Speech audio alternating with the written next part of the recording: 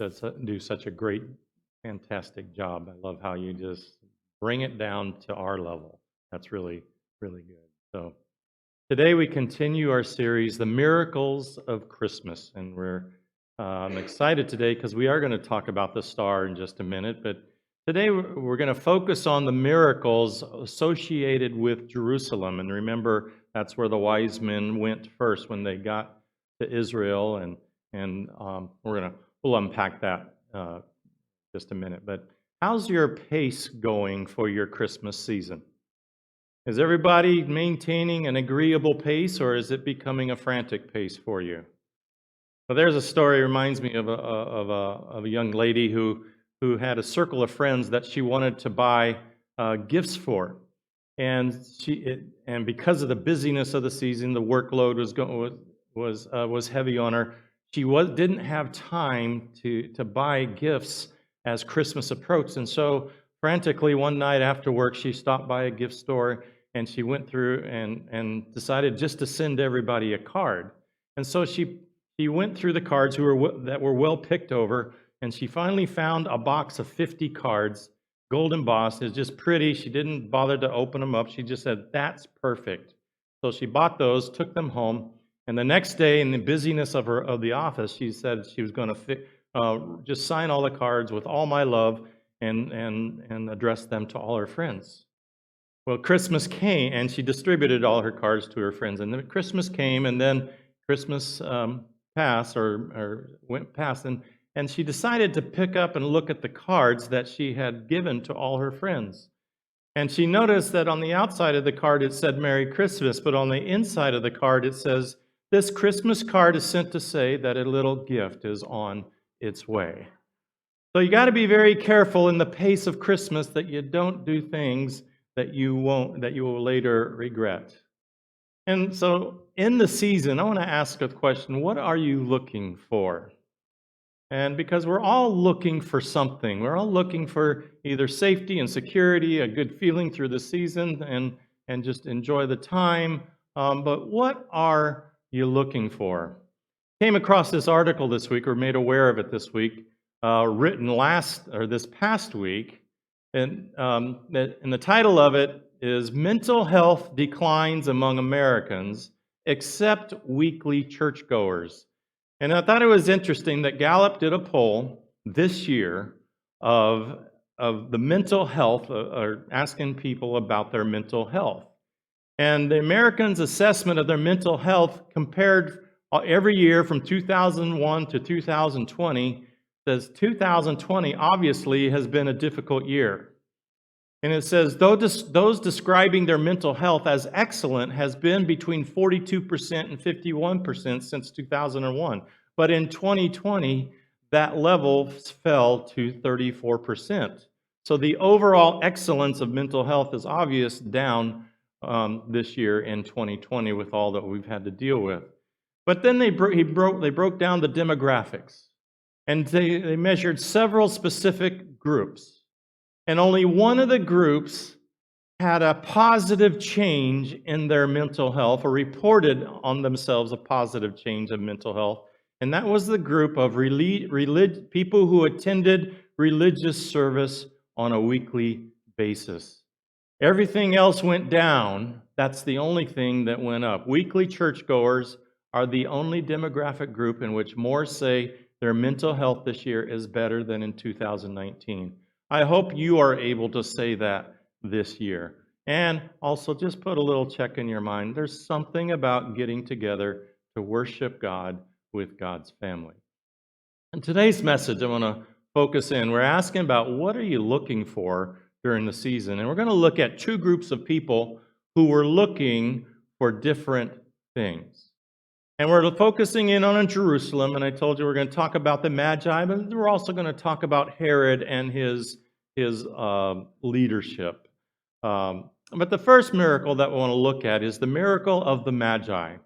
And we're focusing in now in Matthew chapter 2. The last 2-3 weeks we've been in Luke chapter 2, where the Christmas story of Jesus' birth is detailed. But now we're looking at Matthew chapter 2, And verses 1 and 2, it starts out by saying, after Jesus was born in Bethlehem. It doesn't say how long after, it just says after. And we're going to look at some hard dates in a little bit to describe what one researcher has pointed out, that when did all this stuff happen? So after Jesus was born in Bethlehem, in Judea, during the time of King Herod, Magi from the east came to Jerusalem and asked, "Where is the one who has been born King of the Jews? We saw his star in the east and have come to worship him." Pretty amazing passage of scripture where these educated intellectuals, wealthy individuals have traveled many miles from the east of Jerusalem because they've noticed something happen in the night sky. We're going to unpack that for us a little bit. But first, I want to ask, who were the Magi? Well, Matthew writes that they were from the east. They bring very expensive gifts, so you could say they were probably wealthy. They were studying the stars, and so they were educated. And there's a song that says, "We three kings of Orient are." That's obviously from the east. But there was a historian in the first century named Philo of Alexandria. He wrote about a certain school of Magi, the Eastern School of Magi. And he says some pretty good things about them. And these were located it doesn't give a specific, but they were located east of wherever Jerusalem, or east of Jerusalem. And the suggestion has been made, and we're going to look at where that came from, that this possibly have been the prophet Daniel's school in Babylon. Remember, Daniel went to Babylon in the 6th century BC, and he never left Babylon. And he was one of the highest elevated men in Babylon. Daniel was a Jewish prophet. And he probably, most likely, started a school to train people in what he knew as wisdom. And so it was suggested that this is probably Daniel's Eastern school of the Magi that that continued in Babylon. And so it raises the question now, these Magi are coming to worship a king of the Jews. And so you kind of ask, are these Jewish descendants who are descendant from those who stayed in Babylon? And could these be Jews that traveled over from Babylon because they saw the star? And they were guided by this star, and the actual word is like a star that rose in the east, and all stars rise in the east because of the rotation of the earth. And so, what's it going to say about the star? Well, we're going to unpack that in just a second. But here, the last thing about these guys is they had to ask King Herod where the King of the Jews was prophesied to be born. This is pretty cool in two realms. First, this is the first example of men stopping to ask for directions. So guys, take note, if you want to be ranked among the Magi, the wise people of the world, don't forget or don't hesitate to stop and ask for directions. But this is something that they didn't know, that Micah the prophet had prophesied that the Messiah would be born in Bethlehem. And so they stopped to ask for directions. Then the second thing I want to mention about this is, what was the star? This is the great mystery that has plagued people throughout the centuries. What could this have been? Could it have been a comet? Could it have been meteorites? Could it have been phantasms or just miraculous glowings that they followed? But Rick Larson did some serious study about this in his video, "The Star of Bethlehem." Now, some of you have seen that. We have that. We have a copy of that. In fact, this week I found a recording of that on YouTube, and if you want to see that, it's about an hour-long recording, a fascinating study of what the Star of Bethlehem could possibly be. And you can go to our website, and you can and click on the link, and it'll take you to the YouTube, or you can just search on YouTube the Star of Bethlehem, Rick Larson, and it'll take you to his presentation. And I encourage you, if you're curious at all about this, the scientific approach to this that he does. Rick Larson was a lawyer, lived in Georgia, and they were putting out Christmas decorations, and his little daughter says, "We need the star." And that started his curiosity about what could the star possibly be. Well, to cut to the quick, I want to just tell you what conclusions he came to. All right? His conclusions that he came to was that the planet Jupiter was the star, the king planet. And he says planets in ancient times were called wandering stars. I mean, they look just like stars in the sky. Is anybody noticing what's happening in our night sky from where we sit in Southern California? I'm sure it's everywhere else. But you see the planet Jupiter in the southwest sky. Has anybody seen this? And you've seen Saturn is right by it, and they are coming into conjunction with one another. And I think it's just such a fascinating event that doesn't happen very often, that we're going to see two planets coming into conjunction and how they are going to brighten the night sky. But tonight, if it's a cloudless night, look up southwest, you'll see the bright star Jupiter and then a lesser star Saturn coming together. And this is a lot like what Rick Larson discovered that happened around the 1st century BC, 3rd century BC, is right around there. But he suggests that the star was actually Jupiter, which is a very bright star in the sky at night, even to this day. And then he actually goes in and gives some dates. What did Jupiter do that caught the attention of these magi who studied the stars? They said, "We've seen his star in the east, or an actual rising in the east, and we've come to worship him." And so he sets a date and suggests that the conception of Christ happened around September of 3 BC. Because Jupiter does some amazing things at that point, where Jupiter, the king planet, is starting to it crowns or does retrograde motion around Regulus, the king star.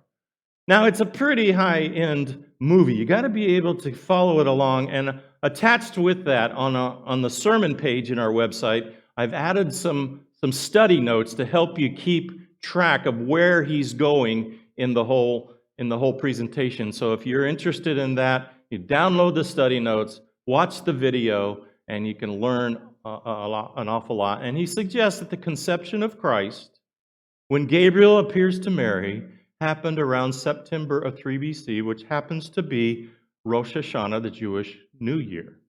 And then 9 months later, June of 2 BC, Jupiter does something pretty amazing then. It grows into conjunction or becomes very close with Venus. Jupiter, the king planet, with Venus, the mother planet. And he says June of 2 BC is the birth of Christ, because when Venus and Jupiter come together in conjunction, they shine brighter than any star that any human had ever seen up to that point. And so I thought it was pretty interesting of what he presents. He uses astronomy software, and it's all based on math, and it's a fascinating study to help it understand how God can use his created universe as clockwork to set in motion or to measure what is happening with what he's doing with the human race and mankind. And then he says the Magi arrive in Jerusalem because around 2 BC, because they've seen these things. They've studied Jupiter crowned Regulus. They studied Venus, the mother planet, around 2 BC. And they marched to Jerusalem because that's where the stars that has led them, and asked them what's going on. So the passage continues, "When King Herod heard this, he was disturbed, and all Jerusalem with him. And when he had called together all the people's chief priests and teachers of the law, he asked them where the Messiah was to be born. Herod didn't know. But the chief priest say, in Bethlehem in Judea, for this is what the prophet has written. But you, Bethlehem, in the land of Judah, are by no means least among the rulers of Judah, for out of you will come a ruler who will shepherd my people Israel, the Messiah. It was prophesied by Micah in the 8th century BC to be born in the city of David in Bethlehem. Then Herod called the Magi secretly and found out from them the exact time the star had appeared. And he sent them to Bethlehem, "Go and search carefully for the child. And as soon as you find him, report to me so that I too may go and worship him." The Magi were looking for Jesus. They were looking to worship Jesus. And then Herod says he's going to jump on the bandwagon so he too can go and worship Jesus. Do you believe him for 1 second? Based on Herod's life. We're going to talk about Herod's life in just a second. But an interesting thing happens. It says, after they had heard the king, they went on their way and the star they had seen in the east went ahead of them until it stopped over the place where the child was. And when they saw the star, they were overjoyed. Now, as you read this story, you get this kind of sense that this star is like maybe just a moving apparition that they're just following throughout the Middle East. But Rick Larson puzzles with this. How can a star stop? And so he works through this question. So I just want to give you just a little teaser, a little taste of the presentation that Rick Larson gives. And so sit back and relax and enjoy this 3-minute segment of his 1-hour presentation. Because we all know stars can't stop. I mean, physics and inertia prevent that. So I puzzled with that hard. I worried about that one until I realized that I had the problem upside down. I had it backwards. The problem is not that stars can't stop. The problem is that all stars are always stopped. I mean, they move like the hour hand on your watch. You can't see it. You know it's moving, but you can see it move. Well, if the problem is that stars are always stopped, what can Matthew have meant by saying the star stopped? And I thought retrograde motion, because of course stars do stop, planets do, in their movement through the field of fixed stars. They stop, they even reverse course. And that's how I think retrograde motion explains what the star stopping was. So did Jupiter do that? Let's have a look. I'll animate Jupiter and let it drop a tail. And there you see it, sure enough. Jupiter comes to a full stop and reverses course over the little town of Bethlehem. But I want to show you another screen that's more fun because I can throw dates with it. Now what I'm going to do on this one is I'm going to let Jupiter fly through the field of fixed stars, and it's going to throw off dates so we can tell when these events are happening.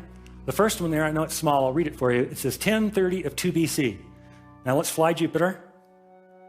You see it moving through the fixed stars. That says 1125 of 2 BC, and it's slowing up. It's going to stop right about here, reverse course. The date when it stopped over the little town of Bethlehem, 1225 of 2 BC. Does that date sound familiar? Well, Mr. Larson, you mean they went down there on Christmas? Well, it turns out that's true. Am I saying that Jesus was born on 1225? No, I'm not saying that at all. Absolutely. In fact, I don't think anyone thinks that. No, what I'm saying is that is quite possibly the date of the first Christmas. Did it have any meaning to them? No, it had no meaning. The date had no meaning to them because they didn't even use our calendar system. I mean, but it does have meaning to us. It could well be assigned to us. Let me give you the chronology now.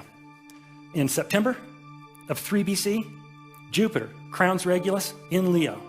Up rises Virgo, clothed in the sun, new moon, birth at her feet, Rosh Hashanah, Jewish New Year. 9 months later, the biggest planet goes together with the brightest planet to make the brightest star anyone alive had ever seen. Where? Right over Jerusalem as it sets. The Magi ride. They get there sometime around November. They go to Herod and they say, we've seen the star. Where's the baby king? Herod says, Bethlehem. So they're leaving the gates of Jerusalem to go to Bethlehem, 5-mile trek. And they look up and there's the star. There's Jupiter right over this little town of Bethlehem. One of the guys is the guy who does the math for the group. He's going, wait. It's in full retrograde. It stopped right over the little town of Bethlehem. They ride down to Bethlehem on 1225, 2 BC. We know that's the date because that's when the star stopped. They're carrying gifts, remember? Frankincense, gold, and myrrh. They find the baby boy. Is he living in a manger? No. He's moved. He's in a house now. He's described in Greek as a paidion. He's a toddler. They find the baby boy and they present these fabulous gifts to him on what turns out to be the first Christmas, 1225 of 2 BC. 25 of 2 BC.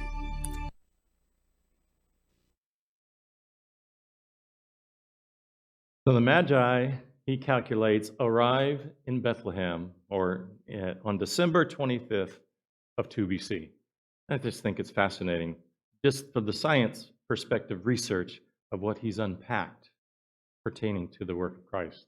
And he talks about how magnificent the clockwork of the universe is set up, how he set it all up, and all these events coincided together with the universe. So they arrive on the 25th of December in Bethlehem and give him gifts.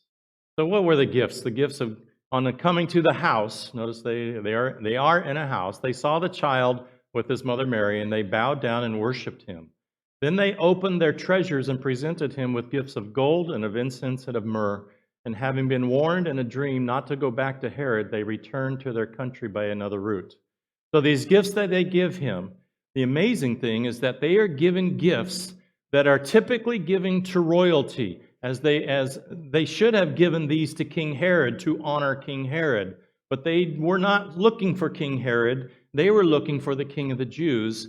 And these educated, wealthy men from the east have come and they have found the baby that they see as the King of the Jews. And they give him these beautiful gifts and expensive gifts of gold and frankincense and myrrh. And so, what was the miracle of the Magi? I think the miracle of the Magi is simply this, is a great example for us. The Magi sought Jesus and found him, while local Jewish scholars completely missed him. Now, today we have GPS, global positioning satellites. Back then, they had GPS, global positioning stars. So they had kind of a natural GPS that led them. But with all of the places they could have gone, God led them to the very place that they wanted to go because they were looking for Jesus. Now, Herod was looking for Jesus too, but not to worship him, but to get rid of him. And so, what was this about Herod? Who was King Herod? And I want to look at the life of Herod and the miracle associated with Herod. Verse 3 of Matthew 2 says, "When King Herod heard this, he was disturbed, and all Jerusalem with him." And so let's ask first, who was King Herod? He lived from 73 BC, and the latest research showed that he died in 1 BC, probably after, it was definitely after the Magi had visited him in December or November of 2 BC. And so one researcher says, as we talked about last week or the week before, that he passed away sometime before March of 1 BC. But Herod was established as the king of the Israel territory by Caesar Augustus that we talked about in the first message in this series. He was very pro-Roman. He was himself half Jewish, and he was a magnificent builder. He built a magnificent port city of Caesarea. He built a Jewish temple in Jerusalem, just the biggest and most beautiful temple. He was an amazing builder. But he was also had to be a very shrewd politician because he ruled the Jews who hated him. He ruled them for 34 years. And he did not have a pleasant reputation. We're going to talk about this. But why was he disturbed? Because Matthew points out that Herod was very disturbed. And it's the same word, this word's disturbed, that he uses in Matthew 14. He says, when the disciples saw Jesus walking on the lake, they were terrified. The same word. The word actually means agitated to the point of shaking violently. And the disciples were terrified when they saw Jesus walking on the water because they thought it was a ghost and they cried out in fear. This is the level of disturbed that Herod felt. And Herod, well, let's just describe who Herod is, what kind of person he was. Herod was a cruel and ruthless tyrant. I want to insert in there also, he was very psychotic. He was very irrational. He had one ambition in life, and that was to obtain or keep his power. Nothing else mattered to him. No relationship was important to him as much as keeping himself in power. He was married 10 different times, all for political purposes. He murdered his wife, Mariamne, and he murdered his mother-in-law, Alexandra. Now, this is not an example to follow. I want to encourage all of you to just step back a little bit on this. But he killed his own family members if he heard any wisp of threat against his rule. He fathered 15 children, which resulted in maneuvering and manipulating and murder among the siblings themselves. You talk about children taking after their parents. And then he murdered his sons, Aristobulus and Alexander, who were accused by one of their own brothers of plotting against him. I mean, the guy was just a basket case. And he ruled, he had absolute power, and if anybody crossed him, if he sensed anything, he got rid of them. Caesar Augustus said of him, after watching him rule for a while, "It's better to be Herod's swine than his own son." Flavius Josephus, the first century historian, said, "When Herod's end drew near, he gave orders to have the principal men of the country of Israel shut up in the hippodrome at Jericho. And he ordered them to be slaughtered as soon as he had passed away, that his grave might not be without the tribute of tears." That was his last order that he gave. Fortunately, that order was not carried out after he died. In fact, the people celebrated when Herod finally passed away.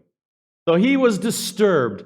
Disturbed is a light way of saying it. He was very agitated. He was a very disturbed person. But then it says, "and all Jerusalem with him," when he found out from the Magi that the King of the Jews was to be born. And all Jerusalem was disturbed because they were terrified of what Herod would do to all of them, because that is a threat to his power. And so it was just a very unstable time, a time full of fear, full of oppression, and full of anxiety. But Matthew continues the story.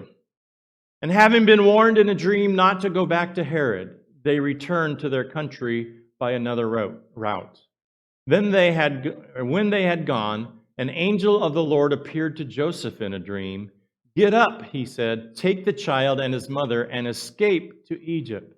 Stay there until I tell you, for Herod is going to search for the child to kill him.' So the Magi are warned in a dream, 'Don't go back to Herod.' And then Joseph is warned in a dream, 'Get out of town. Herod is going to search for the baby to kill him.'" And so here's the miracle associated with Herod. Jesus safely escaped the hostility of Herod's psychotic wrath. And over again throughout the scriptures, we see while some people were martyred, were killed by angry politicians, insecure politicians, psychotic politicians, others were miraculously protected by God's provision. And so wherever we go, whatever political world we are in, we can always rest assured that God is sovereign and He will take care of us. Jesus safely escaped the hostility of Herod's psychotic wrath. The Magi found him because they were looking for him and to worship him. Herod did not find him because he wasn't going to worship him. So I want to finish up this morning with this idea of what are you looking for and how difficult is it to find God? In Romans, Paul says when he is drawing the baseline of humanity, this is typical among humans. He says, "There is no one who seeks God in and of themselves, in and of their selfish, self-centered ways, it is typical among humans that humans do not look for God. So what does that say about anyone who does look for God? It means that there is a miracle that is happening in that person that is taking their eyes off themselves, and God is drawing them to Himself. And so how can we find God? What is a way that we can find God? And if you are here this morning, and if you are watching this morning, it is very miraculous that you are receiving these words about finding God, because you are looking for something greater than yourselves, that there is a power, a loving power that is greater than yourselves. How do you find God? Well, the first thing, obviously, is it starts with looking for Him. Jeremiah 29:13 says, "You will seek me and find me when you seek me with all your heart." Start looking for God and see what you come up with. And it's not finding a God of your own image, of your own conception. It's finding a God for who God is and understanding this is the creator of the universe, the one who made all that we see, and the one who made us as humans. And so it starts with looking, but it grows with worshiping Him. John 4:24, Jesus is talking to the Samaritan woman at the well, and He says, "True worshipers will worship the Father in the Spirit and in truth, for they are the kind of worshipers the Father seeks." See, God is interested in being worshiped because He's the creator of the universe. He is all-powerful. He is bigger than any of us. And He is just simply we're looking for those who will worship Him. The Magi were looking for Jesus to worship Him. Herod was looking for Jesus to kill Him. Herod never found Him. But if you are intent on understanding and finding God, take time to worship Him. In fact, Gallup says if you spend time with the church people, your mental health will improve. I encourage you to test that out for yourselves. But take time to worship God. Worship God by honoring Him, by giving to Him, by doing what He says, by acknowledging Him. And then the third thing about finding God is it matures with obeying Him. Jesus said to His disciples in John 14, "Whoever has my commands and keeps them is the one who loves me. The one who loves me will be loved by my Father, and I too will love them and show myself to them." Two things that are happening here to those who know what God has said and who obey what God has said. Jesus says, "The one who loves me will be loved by my Father." You will sense God's love for you. And it becomes your story, part of your life. And as you obey what God has already said, God shows Himself more to you in His love. And Jesus says, "And I too will love them, and I will show myself to them." You will grow deeper in your understanding because Jesus says He will reveal Himself to you in a deeper way. It's hard to get to know people if they're very closed off from you. But as they start to share their life with you, you get to know them. And Jesus says, as you seek Him, as you worship Him, as you obey Him, He reveals more of Himself to you, and you get to know Him in a very unique and different way than ever before. So, where do you start? Well, I want to go back to the star. I want to go back to what God has made. Because Psalm 19 says, "The heavens declare the glory of God. The skies proclaim the work of His hands." Tonight, when you look in the southwest sky and you see Jupiter and Saturn coming together, it's a marvelous, amazing event that rarely happens. And you go, God made that. I wonder what that is all about.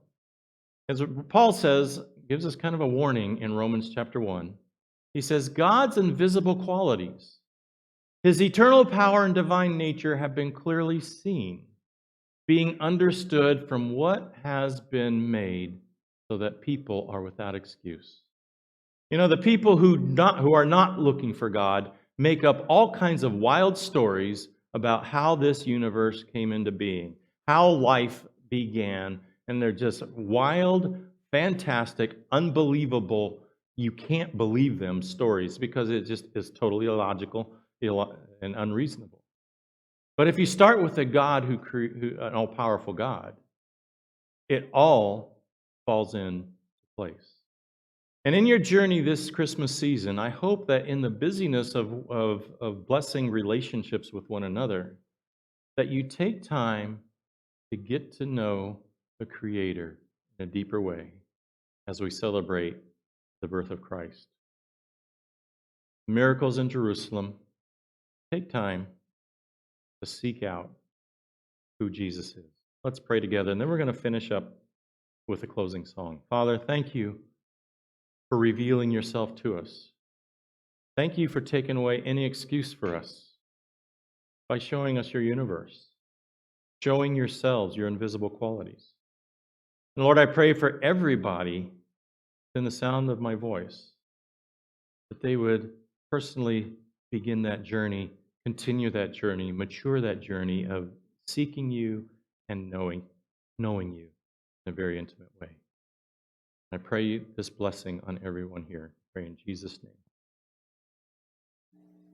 Let's stand together and sing our closing song. Paul is going to lead us and bless us in service.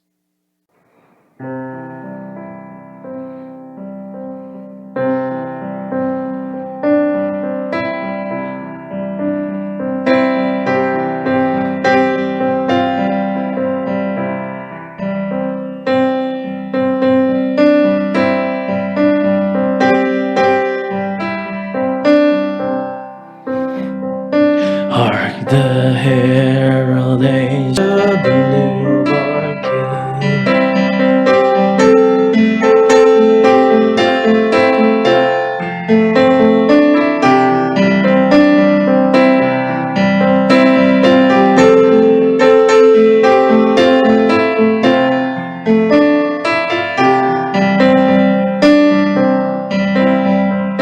Hark the herald angels sing, glory to the newborn King. Hark the herald angels sing, glory to the newborn King.